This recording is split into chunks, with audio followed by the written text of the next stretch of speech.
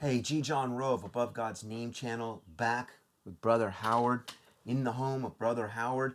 What I have sitting in front of me right now is a 1640 edition of the 1611 King James Bible. This would be the seventh of the editions in the 1600s. Think about the seven churches in Revelation 2 and 3. Think about the seven spirits of God, etc., etc. Boy, the Lord loves to do things in sevens, doesn't Yes, he, he Howard? does. This is kind of a bookend to the 1611. It is a true bookend to the 1611. We talked in our last segment about the abstractness of God. That God is very deep. There's an abstractness that's there to him that he desires to bring us into. And the reason he desires, as I've been taught by the Lord, us to come into the abstract is because it requires growth to be able to accomplish that. Absolutely. And the Lord desires a maturing out of us. He desires childlike faith, but not childish children. Right. So as we mature, we're coming into deeper and deeper ways of processing God, our understanding, and connecting with him in heights of who he is and the majesty of his ways. One of those that we're going to talk about now is the layout. That would be the print layout of the 1611 King James Bible. Now I'm going to call this the beauty of his holiness. It is beautiful. The beauty of his holiness. I don't think there's a more beautiful set of Bibles than the 1611 series. And it's the only one in history that I know of where they did the Bible 7 times, where every page from each edition is interchangeable with the other. Now, interchangeable, that would mean that each leaf, each page we'll call a leaf. Right. They actually call them leaves Yes, back then. yes. It's because it's a tree. It's the tree of life. Yes. And so each page can go in the exact same place in another edition without any kind of Changing. communication clash. In other words, if I put this in the same slot in a different of the other 6 editions, it's going to take a harmonial place. Right. Every letter and every word is on the same page. So if you lost a page or got torn out, you could go to the printer and they had all these bins and you could just pick out from any edition and put it in here. I've collected some of these Bibles and I've found pages from 3 or 4 different editions in this to complete a Bible. Amen. I call that the homeostasis of the Bible. Yes. It has a settling point where it's settled itself. Forever, O Lord, thy word is settled in heaven. Right. I doubt if there's very few pastors or even scholars that know there were 7 different Bibles. But we're going to get into that in another video, but this one we're going to cover the beauty of his holiness, the artistic layout that God has done here, because it's meaningful. It is all full of meaning that you've led me in, and I'm going to have you share that. I did a video about the Lord dwelling in the thick darkness, and how the Lord was through abstract communication, prophesying of his own dwelling in those thick, Gothic font, dark letters of the King James Bible, that his Spirit would abide in those words. Those words would be containers for his Spirit. They're thick, they're dark.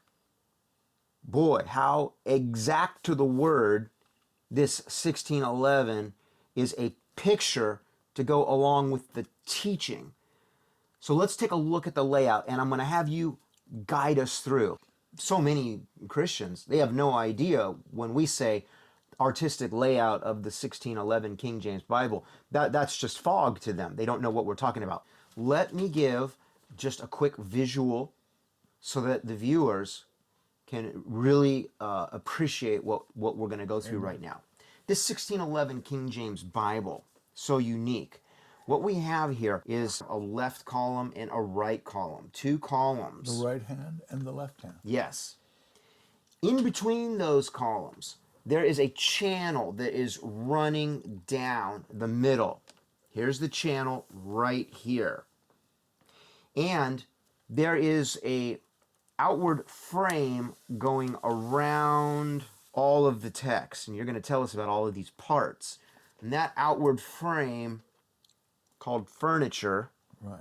what was in the holy place and the most holy place, furniture. Right. Think of all the details to furniture God ordered, Right. and how that furniture was by measure that you were describing, detail. And we have all of that here. Will you take it from there, Howard, and just start to share with us about this unique layout? You know, the layout is absolutely amazing. And you have, he mentioned furniture. This is kind of a later phrase. When printers printed a book way back in the 1600s, every letter was cut out. And of course, you can't just lay letters on a table and then print. So they had what they call a chase that would hold the letters. Okay. But to hold them so they're firm within the chase, they had what is called furniture.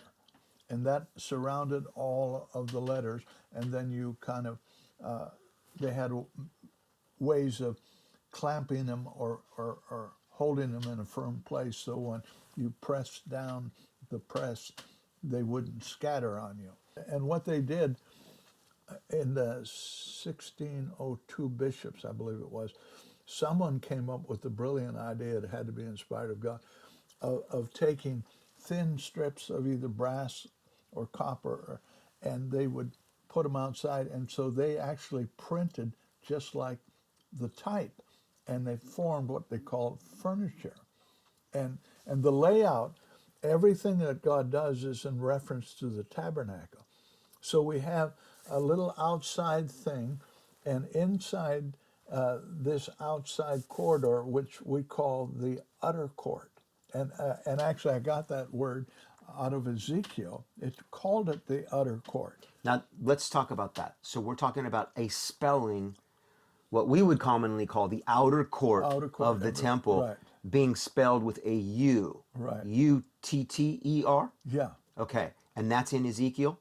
Yeah, but in Ezekiel, it actually spells it out with a Vutter, which is an udder. Now, what is an udder? Well, if you raise goats or cows, you know that you get milk from the udder. Yes. And so, in a sense, the milk of the word is in the utter court, which was reserved later, it talks about in Revelation, for the Gentiles. And it's for us children. Because if you can't understand something in the text, very often in the utter court, they will explain what they meant by a word in the text. So if you cannot digest the meat, Right. you need to go to the utter court, which is the outer court of the temple, to get some clarification, i.e. notes that the translators of the King James Bible had made. Here's an example that is so powerful that people have been stumbling under Urim and Thummim for centuries, not even knowing what it says.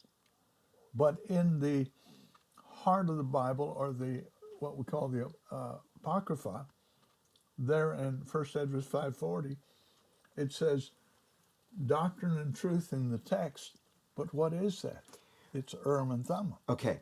I have a feeling a lot of our viewers, that went over their head. I'm sure it did, yeah. Not even knowing Urim, Thummim, what's that? Because they don't read their Bibles. Right. But the Urim, Thummim was the breastplate worn by the high priest. No, the Urim and Thummim was in the breastplate. Yes, yes, in the breastplate, the stones, the tribes on there. And those were speaking oracles that God would communicate with Israel. And it's true that if you try to seek out an answer for a real clear description and you inquire about what is this oracle, Urim Thummim, you're not going to get that in the 66 books as clear as you might hope to.